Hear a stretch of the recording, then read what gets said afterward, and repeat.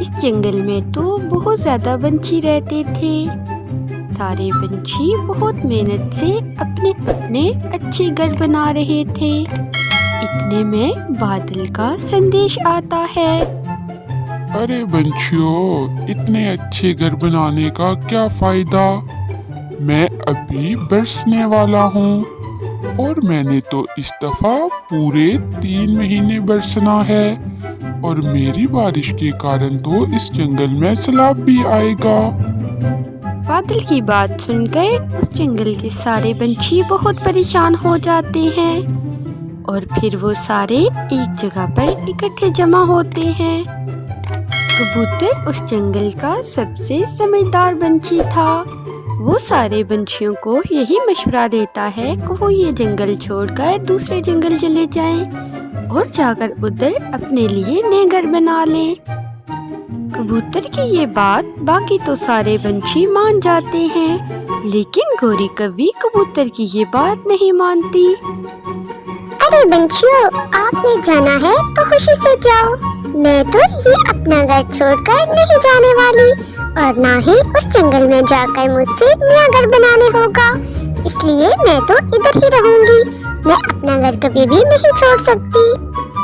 گوری کوی کی یہ بات سن کر اس جنگل کے سارے پنچھی پہلے تو بہت پریشان ہوتے ہیں، اور پھر ایک ایک کر کے گوری کوی کو سمجھانا شروع ہو جاتے ہیں۔ دیکھو گوری بہن، یہ ضد اچھی نہیں ہے، ہم بھی تو سارے پنچھی دوسرے جنگل جانے کے لیے تیار ہو گئے ہیں نا، آپ بھی ہمارے ساتھ چلو، ہم آپ کے گھر بنانے میں ضرور مدد کریں گے، آپ گھر بنانے کی چنتا مت کریں اور چلے ہمارے ساتھ دوسرے جنگل۔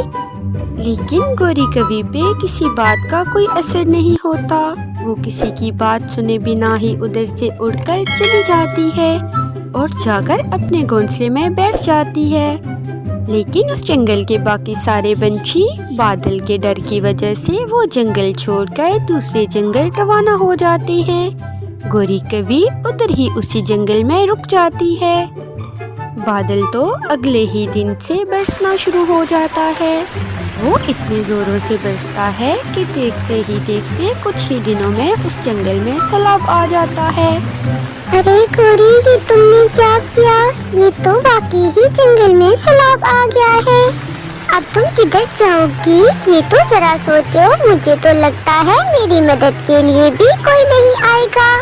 کاش میں نے ضد نہ کی ہوتی اور باقی پنچھیوں کے ساتھ دوسرے جنگل چلی جاتی، ادھر جا کر تھوڑی سی محنت کر کے اپنا گھر بنا لیتی، ایسے میری جان تو بچ جانی تھی نا، اب تو مجھے بچنے کا بھی کوئی آسرا نظر نہیں آ رہا۔